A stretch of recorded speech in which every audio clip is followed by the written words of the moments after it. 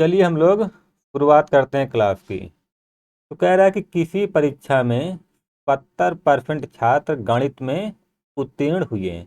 देखो इस टाइप के सवाल में ना आप लोग शब्दों को हमेशा अच्छे से समझिएगा क्या कह रहा है। ठीक है, कह रहा है 70% गणित में उत्तीर्ण हुए, 60% छात्र अंग्रेजी में उत्तीर्ण हुए तथा 40% छात्र दोनों विषय में उत्तीर्ण हुए। कुल छात्रों की संख्या कितनी होगी? देखिए कितने विषय हैं? दो विषय हैं। आप लोग अच्छे समझिए कि बहुत आसान सवाल होते हैं ये। पहला विषय कौन सा है? मैथ में कितने परसेंट पास हैं? 70%। ठीक है, लेकिन ध्यान रखना है इसने कहा कि 70% मैथ में पास है, ना कि केवल 70%। ठीक है, अगर 70% ये कहता है कि 70% केवल गणित में पास हैं तो वो सिर्फ इतना वाला पार्ट हो जाता है। कह रहा है कि 60% अंग्रेजी में पास हैं, तो इंग्लिश में कितने पास हैं? 60। अब देखिए ये जो दोनों में कॉमन एरिया है, ये कितना है? ये कौन सा है? ये वो छात्र है जो दोनों में पास है। इसको हम लोग अलग कर लेते हैं। ठीक है, तो ये वो छात्र हैं जो दोनों में पास हैं। और सवाल में कह रहा है कि 40% छात्र दोनों विषय में पास हैं। ठीक है, अब देखिए ये जो मैथ का पूरा एरिया यहाँ से यहाँ तक ये पूरा है, ये पूरा 70 एरिया है और इतना 40 है ना। पूरा एरिया 70 है और इतना 40 है। ये जो 70% मैथ में पास है ना, ये मैथ में तो पास है ही, कुछ छात्र ऐसे हैं जो इंग्लिश में भी पास हैं। क्योंकि अगर केवल मैथ में पास होता तो ये यहाँ पर कहता 70% छात्र केवल मैथ में पास हैं, लेकिन इसने ऐसा नहीं बोला है। तो हम लोग निकाल लेते हैं कि केवल मैथ में पास। ये बताइए केवल मैथ में पास कितने छात्र होंगे? वो ये पीला वाला घेरा होगा। ठीक है, इस पीले वाले घेरे में जितना आएगा वो केवल मैथ में पास होंगे। पूरा घेरा 70 है और इसमें ये इतना वाला 40 है। केवल मैथ में पास कितने हो जाएंगे? केवल मैथ में पास हो जाएंगे 70 - 30 यानी, सॉरी 70 - 40 यानी 30%। ठीक है, 30% वो छात्र हैं जो केवल मैथ में पास हैं। अब देखिए दूसरा घेरा कौन सा है? केवल इंग्लिश में पास, यानी ये ब्लैक वाला घेरा। ठीक है, ये बताइए पूरा इंग्लिश में कितने पास हैं? 60%। और कॉमन कितना है इसका? ये वाला 40। केवल इंग्लिश में, ओनली इंग्लिश में पास कितने हो जाएंगे? ये हो जाएंगे 60, है ना। पूरा घेरा और उसमें से 40 घटा देंगे, 60 - 40 यानी 30% छात्र केवल इंग्लिश में पास हैं। ठीक है, अब देखिए आप लोग इसको डायरेक्ट लिख सकते हैं कि केवल एक में पास कितने हैं? 30%। ध्यान रखना आप लोग 2 बार अभ्यास कर लीजिए और 2 सवाल लगा लीजिए। आप लोग ऐसे सवालों को कभी नहीं भूलेंगे। ठीक है, कोई फार्मूला लगाने की जरूरत नहीं है, कोई ट्रिक नहीं है। आप लोग ऐसे समझ लीजिए, कभी नहीं भूलेंगे। आप लोग सेकेंडों में लगाएंगे। ठीक है, और आप लोग ऐसे सवाल में तो वेन डायग्राम जो इसका है ना ये भी नहीं बनाएंगे। केवल एक में पास कितने हैं? 30%। केवल दो में पास कितने हैं? 20%। दोनों में पास कितने हैं? 40%। हम लोग मान लेते हैं कि दोनों में फेल कितने होंगे? 1%। ठीक है, और ये चारों मिला के कितना हो जाएगा? 100% के बराबर। देखिए अगर कोई व्यक्ति कोई एग्जाम देता है वहाँ पर दो सब्जेक्ट होते हैं। ठीक है, दो सब्जेक्ट हैं, तो दो सब्जेक्ट में कुछ छात्र ऐसे होंगे जो केवल एक में पास होंगे, कुछ छात्र ऐसे होंगे जो केवल दो में पास होंगे, और कुछ छात्र ऐसे होंगे जो दोनों में पास होंगे, और कुछ छात्र ऐसे होंगे जो दोनों में फेल होंगे। ठीक है, यही चार कंडीशन होती है, इसके अलावा कोई कंडीशन नहीं होती। हम लोग इसको जोड़ेंगे 30 40 50 90। 90 प्लस यक्स बराबर 100, यक्स बराबर आ जाएगा 10%। ठीक है, तो कह रहा है कि 40% छात्र दोनों विषय में उत्तीर्ण हुए, तो कुल छात्रों की संख्या कितनी होगी? तो मुझे लगता है कि इस सवाल में थोड़ी सी टाइपिंग मिस्टेक है। यहाँ पर सवाल में आगे थोड़ा सा और होना चाहिए, तो मैंने टाइपिंग करते वक्त थोड़ी सी गलती कर दी। यदि यदि 200 छात्र दोनों विषय में दोनों विषय में दोनों विषय में फेल फेल हुए हैं। ठीक है, कह रहा है कुल छात्रों की संख्या कितनी होगी यदि 200 छात्र दोनों विषय में फेल हुए हैं। ये बताइए दोनों विषय में कितने फेल हैं, यक्स बराबर 10%। तो 10% मान किसके बराबर है, 200 के, तो 200 हो जाएगा 10% के मान, है ना। हमने यक्स को माना है कि ये दोनों विषय में फेल हैं, तो 100% का मान कितना हो जाएगा, क्योंकि पूछा है कुल छात्रों की संख्या, कुल छात्रों की संख्या 100% होगी, हो जाएगा 2000। ठीक है, अब देखिए ये जो मैंने लिखा है इसको समझाने के लिए मैं आप लोग को एक फार्मूला बता रहा हूँ। आप लोग को उसको रटने की ज़रूरत नहीं है, आप लोग आराम से उसको समझ जाएंगे, बस 2-3 सवाल लगाएंगे तो। ठीक है, देखिए अगर दो टॉपिक हैं उनमें ये 4 कंडीशन बनेगी। पहला, ओनली वन में पास, प्लस ओनली टू में पास, प्लस दोनों में पास, दोनों में पास प्लस दोनों में फेल, और ये बराबर हो जाएगा 100% के। ठीक है, अब देखिए इसका उल्टा भी हो सकता है, ओनली वन में पास, इसका मतलब क्या होता है कि वो दूसरे में फेल है। ठीक है, अगर ये कह रहा है कि केवल एक में पास है, इसका मतलब दूसरे में फेल है। इसको इसका जो है उल्टा भी हो सकता है कि ओनली वन में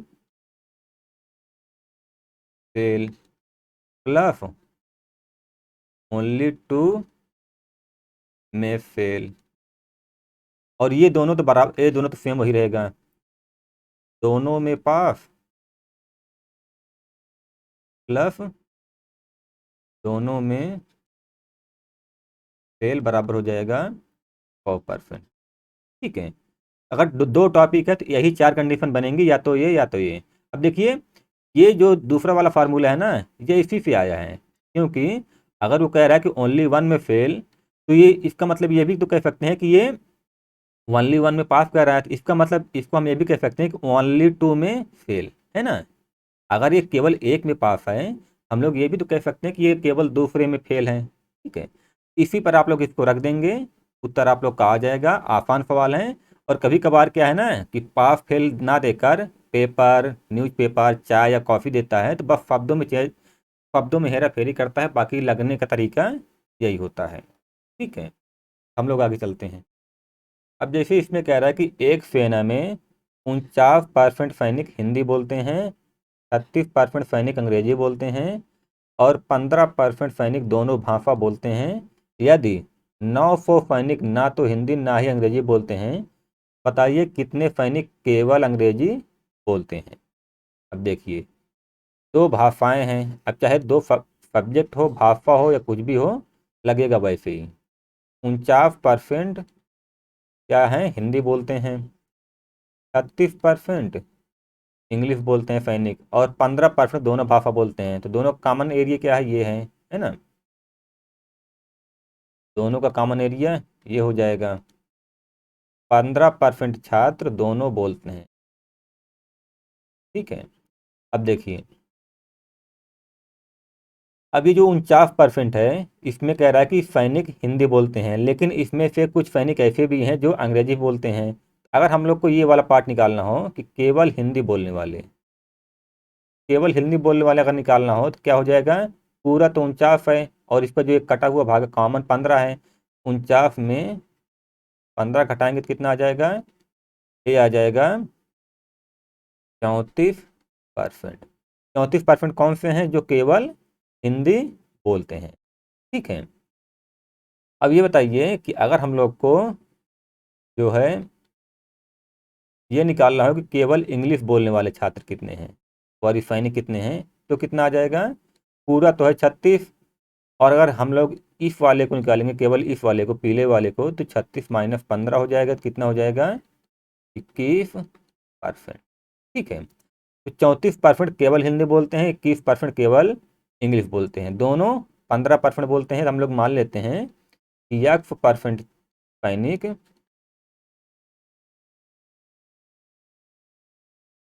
कुछ कोई भाषा कोई भाषा नहीं बोलते, नहीं बोलते। ठीक है, तो आप लोग इसी फार्मूले पे रख दीजिए। तो पहली भाषा बोलने वाले कितने हैं? केवल पहली भाषा 34%। हम लोग पेन को थोड़ा सा चेंज कर लेते हैं। केवल पहली भाषा बोलने वाले कितने हैं? 34%। केवल दूसरी भाषा बोलने वाले कितने हैं? 21%। और दोनों भाषा बोलने वाले कितने हैं? 15%। और दोनों इनमें से कोई भाषा बोलने वाले ना कौन है? X%। और ये बराबर हो जाएगा 100 के। हम लोग जोड़ लेंगे, 4 1 5, 5 5 10 की 0, हासिल 1, 3 2 5, 1 6 1 7। 70% प्लस यक्स बराबर 100। यक्स का मान कितना आ जाएगा? 30%। ठीक है, तो यक्स क्या है? जो इनमें से कोई भाषा नहीं बोलता है। और सवाल में दिया है कि 900 सैनिक ना तो हिंदी ना ही अंग्रेजी बोलते हैं। यानी हम लोग कह सकते हैं कि 900 सैनिक जो है 30% के बराबर है। तो पूछा क्या है कि केवल अंग्रेजी बोलने वाले, केवल अंग्रेजी बोलने वाले। ये बताइए केवल अंग्रेजी बोलने वाले कितने हैं? 21%। ठीक है, 900 30% के बराबर 21% का मान लाना है। हम लोग काटेंगे तो आ जाएगा 3 तिरिका 9, 3 कम 3, 3 दूनी 6। 630 सैनिक ऐसे हैं जो इनमें से कोई भाषा नहीं बोलते हैं। ठीक है, उम्मीद है आप लोग समझ पाए होंगे। इसमें इसने कह दिया फेल। ठीक है, बस शब्द बदला है, बाकी सवाल वैसे ही लगेगा। एक परीक्षा में 48% छात्र हिंदी में फेल हुए, 32% छात्र इतिहास में फेल हुए, 20% छात्र दोनों विषय में फेल हुए। यदि वही छात्र जो दोनों विषय में पास हुए हैं उनकी संख्या 8080 है और ये 880 है, तो कुल छात्रों की संख्या ज्ञात कीजिए। ठीक है, हम लोग मान लेते हैं कि जो दोनों में पास हैं, दोनों में पास हैं वो कितने छात्र हैं? X%। आप लोग का अभ्यास हो जाएगा ना, तो आप लोग को इसका जो डायग्राम है वो बनाने की ज़रूरत नहीं पड़ेगी। दो सब्जेक्ट हैं, केवल हिंदी में पास कि सॉरी हिंदी में फेल कितने हैं? 48% जो है वो हिंदी में फेल हैं, 32% इतिहास में फेल हैं, और 20% यानी जो कॉमन है वो दोनों में फेल हैं। ठीक है, ये बताइए केवल हिंदी में फेल कितने हैं? 48 माइनस 20 हो जाएगा 28%। 28% जो है केवल हिंदी में फेल है। ठीक है, ये बताइए केवल हिस्ट्री में फेल कितने हैं? ये हो जाएंगे 32 माइनस 30, ये हो जाएगा 12%। 32 माइनस 20।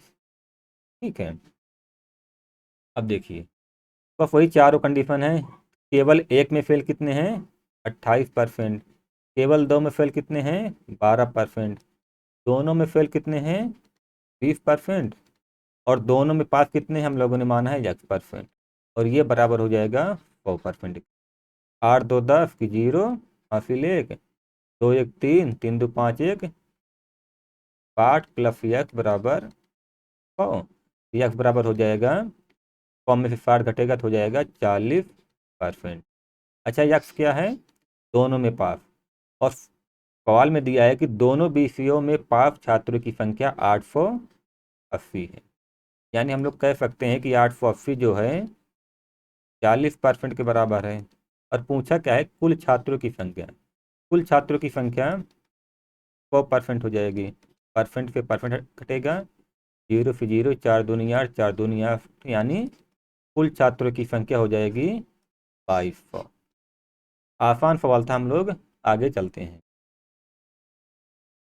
अब देखिए इस सवाल में अगर आप लोग इस सवाल को अच्छे समझ लेंगे ना, तो इस सवाल में आप लोग को पेन चलाने की ज़रूरत नहीं है। इसने इसका उत्तर इसमें डायरेक्ट दे दिया है। ऐसे देखिए, अगर आप लोग समझ के सवाल लगाते हैं ना, तो इस सवाल में बिल्कुल भी नहीं लगाएंगे। अगर आप लोग ट्रिक का प्रयोग करते हैं तो आप लोग लगाना शुरुआत कर देंगे। देखिए, एक परीक्षा में 80% छात्र गणित में उत्तीर्ण हुए, 65% छात्र तर्क शक्ति में उत्तीर्ण हुए तथा 15% छात्र दोनों विषय में अनुत्तीर्ण हुए। कह रहा है कि 150 छात्र जो केवल गणित में पास हुए हों। ध्यान देना, 150 छात्र जो केवल गणित में पास हुए हैं, और विषय कितने हैं? मैथ और रीजनिंग। केवल गणित में पास कितने छात्र हैं? 150। ठीक है, कह रहा है कि केवल तर्क फक्त में अनुत्तीर्ण, अनुत्तीर्ण मतलब फेल, केवल तर्क फक्त में अनुत्तीर्ण छात्रों की संख्या कितनी होगी। ये बताइए, अगर छात्र हैं और 2 विषय की परीक्षा हो रही है तो 150 छात्र जो केवल मैथ में पास हैं, हम लोग ये भी तो कह सकते हैं 150 छात्र जो हैं 150 यही 150 छात्र रीजनिंग में जो है फेल हैं, है ना। ये अगर सिर्फ मैथ में पास है तो इसका मतलब ये भी तो है कि ये रीजनिंग में फेल हैं। कोई व्यक्ति, एक व्यक्ति है, उसने दोनों विषय की परीक्षा दी, ठीक है, फॉर एक व्यक्ति नहीं है, कई व्यक्ति हैं, 150 छात्रों ने 2 विषय की परीक्षा दी, वो केवल मैथ में पास हैं, हम लोग ये भी कह सकते हैं कि वो केवल रीजनिंग में फेल हैं। ठीक है, तो इसका डायरेक्ट यही उत्तर हो जाएगा, बाकी आप लोग चाहें तो बेसिक से लगा सकते हैं। इसका यही यही उत्तर हो जाएगा, आप लोग को इसका आगे लगाने की जरूरत नहीं है। ठीक है, अब इसमें कह रहा है कि एक परीक्षा में 60% छात्र गणित में उत्तीर्ण हुए, 55% छात्र अंग्रेजी में उत्तीर्ण हुए तथा प्रत्येक विद्यार्थी कम से कम एक विषय में उत्तीर्ण हुआ हो।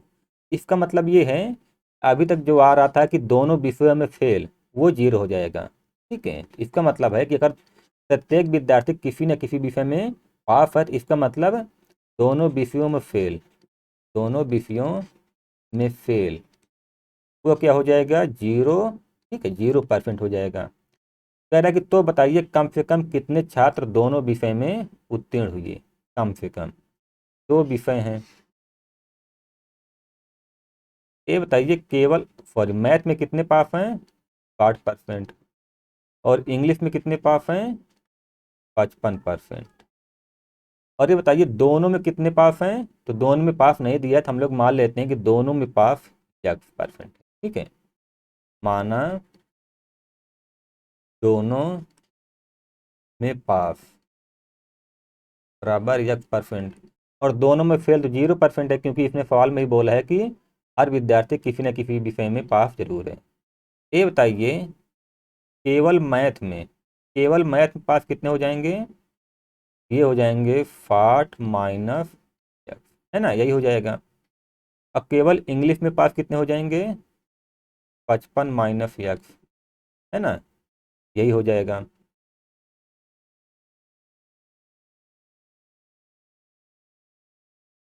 अगली बार जो दोनों में पास छात्रों की संख्या उसने नहीं दिया है तो हम लोग मान लेते हैं कि दोनों में पास x% है, केवल मैथ में पास 60 माइनस एक्स, केवल इंग्लिश में पास 55 माइनस एक्स हो जाएगा। ठीक है, पूरा 55 है उसमें से एक्स घटा देंगे, ये पूरा 60 है उसमें से एक्स घटा देंगे, बस सवाल आसान है।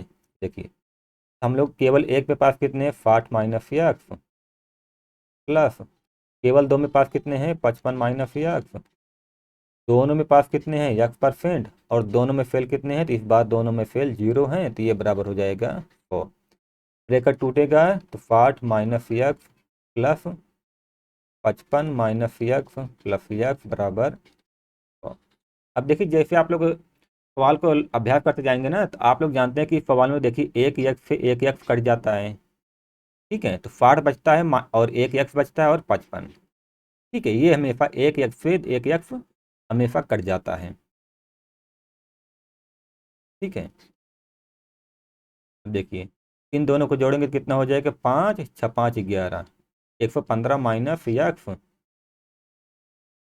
आप लोग इसको जो मैंने काटा इसको अच्छे से ध्यान में रखिएगा, नहीं तो मान लीजिए समझ ना पाए कि यहाँ पर क्या है। ठीक है, एक्स प्लस एक्स है, ये बराबर हो जाएगा 100 के माइनस एक्स 100, 115 जाके इधर माइनस होगा, माइनस एक्स बराबर कितना आ जाएगा माइनस का 15, माइनस से माइनस कट जाएगा, एक्स का मान कितना आ जाएगा 15%। ठीक है, तो एक्स क्या है दोनों विषय में पास है, एक्स दोनों विषय में पास छात्रों की संख्या है। बताइए कह रहा है कि कम से कम कितने छात्र दोनों विषय में उत्तीर्ण हुए। यहाँ पर इसने उत्तर भी परसेंट में दिया है, तो यही हमारा सी वाला विकल्प सही हो जाएगा, यानी 15% छात्र दोनों विषय में उत्तीर्ण हुए। ठीक है, अब यहाँ पर इस बार इसने चाय और कॉफ़ी दे दिया है।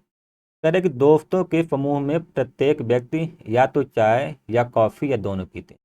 ठीक है, यानी दोनों ना पीने वाले वो 0% हैं। दोनों ना पीने वाले कितने हैं? 0%।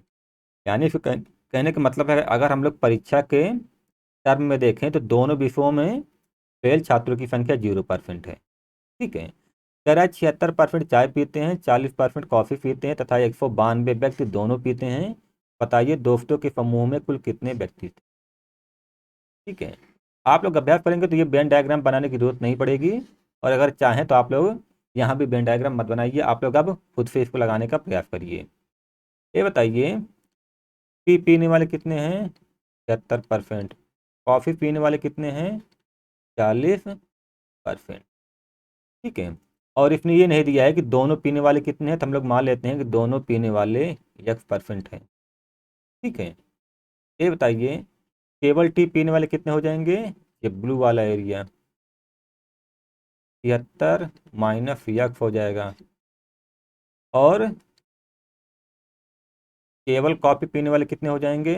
केवल कॉफ़ी पीने हो जाएंगे 40 माइनस X%। ठीक है, क्योंकि यहाँ पर बोला है कि कुछ दोनों पीते हैं, तो दोनों पीने वाले कितने परसेंट व्यक्ति हैं नहीं दिया है, तो हम लोग मान लेते हैं कि दोनों पीने वाले 1% है। ये बताइए केवल एक पीने वाले यानी चाय पीने वाले कितने हैं? 76 माइनस प्लस केवल कॉफ़ी पीने वाले कितने हैं? 40 माइनस यक्स, और दोनों पीने वाले कितने हैं? यक्स, और दोनों नहीं पीने वाले 0, बराबर हो जाएगा। ओके, तो एक टूटेगा 76 minus x plus 40 minus x plus x बराबर। अब देखिए हमेशा यहाँ पर एक यक्स से एक यक्स कट जाता है। ठीक है, और यही तीनों बचता है, तो जोड़ेंगे तो कितना आ जाएगा? 6 5 4 11 116 माइनस यक्स बराबर 4। माइनस यक्स इधर जाके 116 माइनस होगा तो हो जाएगा माइनस का 16, माइनस से माइनस कट जाएगा, यक्स का मान कितना आ जाएगा? 16%। ठीक है, तो यक्स क्या है? दोनों ना पीने वाले छात्रों, दोनों ना पीने वाले लोगों का परसेंट। और सवाल में दिया है कि 112, सॉरी, यक्स है दोनों पीने वाले व्यक्तियों की संख्या। ठीक है, दोनों ना पीने वाले तो 0% है। कह रहे 192 व्यक्ति दोनों पीते हैं। रियल में तो 192 व्यक्ति दोनों पीते हैं, और परसेंट में दोनों पीने वाले कितने हैं? 16%। और पूछा है कि समूह में कुल कितने व्यक्ति हैं? समूह में कुल 100% व्यक्ति हैं। हम लोग काटेंगे तो हो जाएगा, 16 से काटेंगे 192 को तो 16 एकम 16, तीनों नहीं, 16 दूनी 32, हो जाएगा 1200। ठीक है, समूह में कुल कितने व्यक्ति हैं? 1200, हमारा उत्तर आ जाएगा। उम्मीद है आप लोग इस टाइप के सवाल अब समझ गए होंगे। अब देखिए आ गया है 3 टॉपिक वाला सवाल। तो देखिए, अगर आप लोग सिर्फ यूपी पुलिस कांस्टेबल या रेलवे आरपीएफ की तैयारी कर रहे हैं तो आप लोग इस सवाल को छोड़ सकते हैं, और अगर आप लोग एसएससी सीजीएल या सीएचएसएल फीपो इन सब की तैयारी कर रहे हैं तो आप लोग इस सवाल को जरूर हल करिएगा। ठीक है, तो जो छोटे स्तर की परीक्षा है उसमें ये सवाल नहीं आएगा, लेकिन बड़े परीक्षाओं में आएगा। देखिए, एक परीक्षा में 50% छात्र गणित में पास हुए हैं, लेकिन ध्यान रखना आप लोग एक बार समझिएगा, ये सवाल भी एकदम आसान है, बस इसमें 3 सब्जेक्ट दिया हुआ है। तो 50% छात्र गणित में पास हुए, 55% छात्र अंग्रेजी में पास हुए, 40% छात्र हिंदी में पास हुए। तो कह रहा है कि 15% गणित व अंग्रेजी में पास हुए, 20% छात्र अंग्रेजी व हिंदी में पास हुए, 25% छात्र हिंदी व गणित में पास हुए। यदि 10% छात्र तीनों विषयों में पास हुए, तीनों विषयों में फेल छात्रों का ज्ञात कीजिए परसेंट में। ठीक है, तब की बात 3 है, 1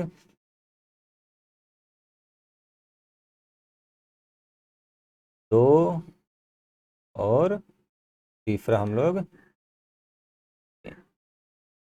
अब की बार 3 सब्जेक्ट हैं। आप लोग ध्यान से समझिएगा। कह रहा 50% छात्र गणित, ये बताइए गणित यानी मैथ, मैथ में कितने पास हैं? 50%। और अंग्रेजी इंग्लिश में कितने पास हैं? 55%।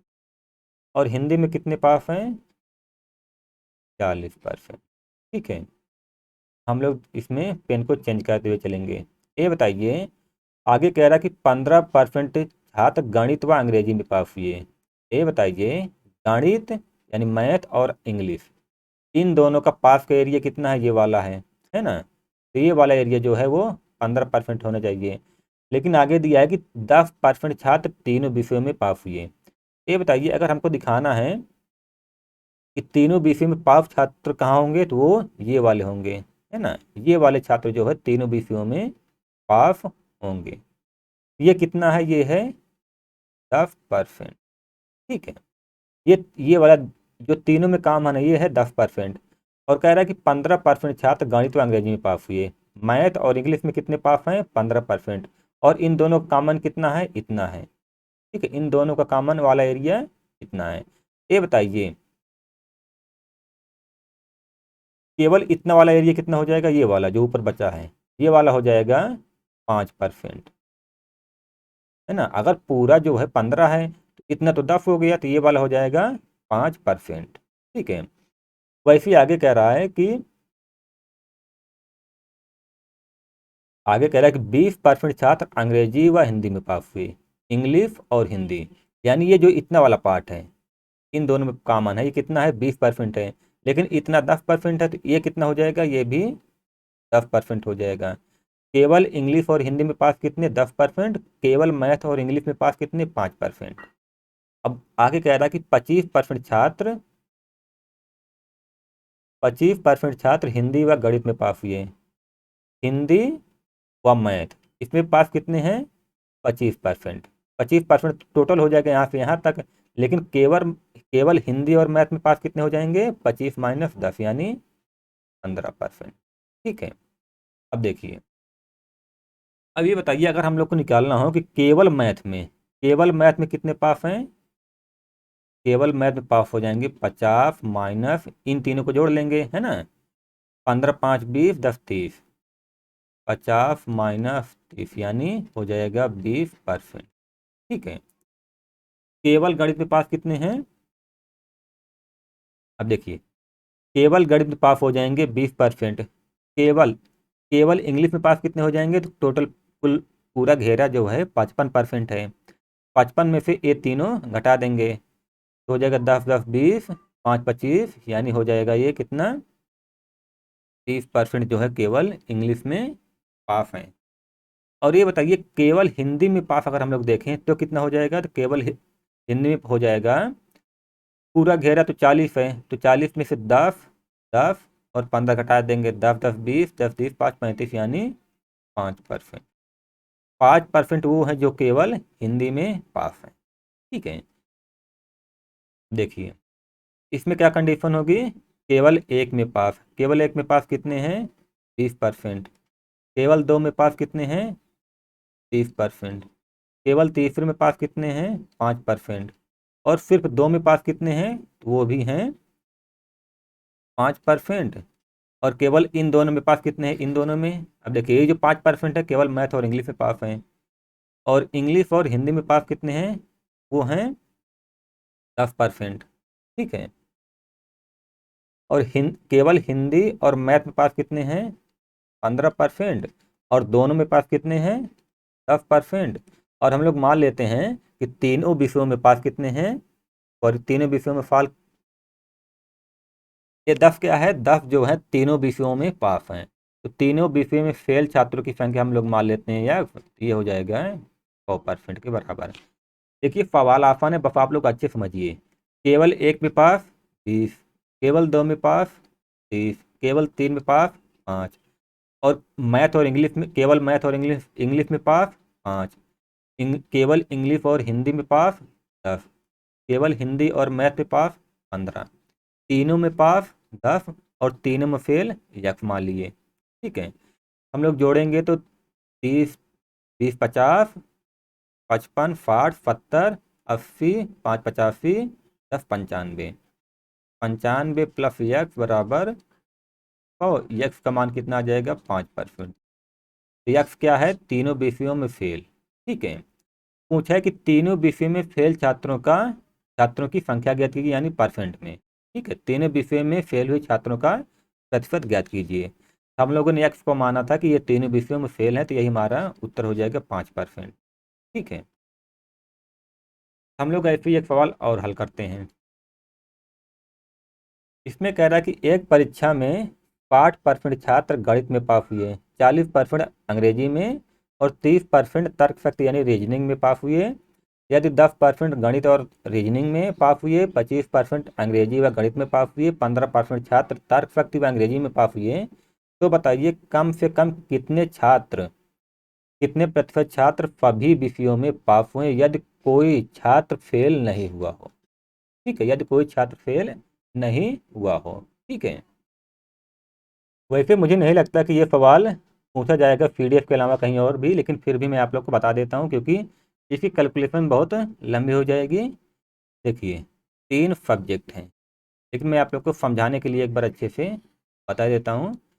बाकी इसकी कैलकुलेशन जो है ना, आप लोग करिएगा। आप लोग जब इसको हल करेंगे ना, तो आपका जो कॉन्फिडेंस लेवल है वो काफ़ी अच्छा हो जाएगा। बताइए, गणित में कितने पास हुए हैं? मैथ में है 60%, और इंग्लिश में कितने? 40%, और रीजनिंग में कितने? 30%। ठीक है, ये बताइए तीनों तीनों में पास कितने हैं? इसमें नहीं दिया हो तो हम लोग को मानना पड़ेगा कि तीनों में जो पास छात्र हैं वो 1%। ठीक है, अब ये बताइए कि मैथ में अगर 60 हैं, मैथ और इंग्लिश में पास कितने हैं?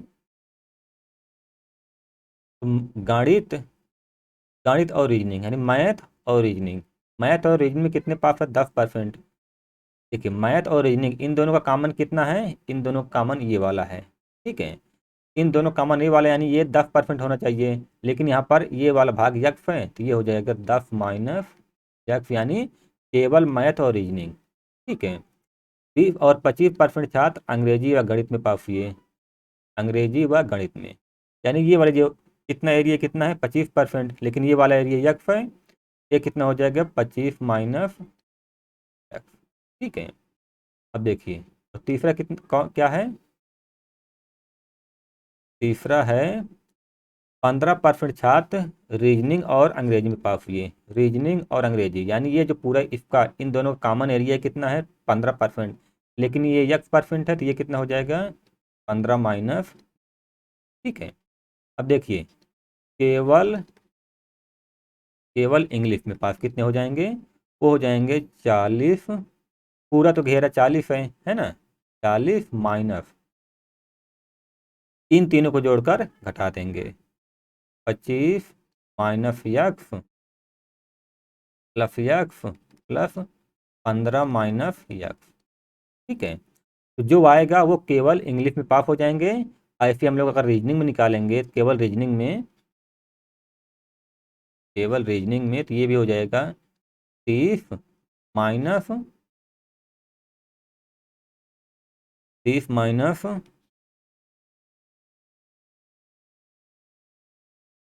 15 minus x plus x plus 10 minus x.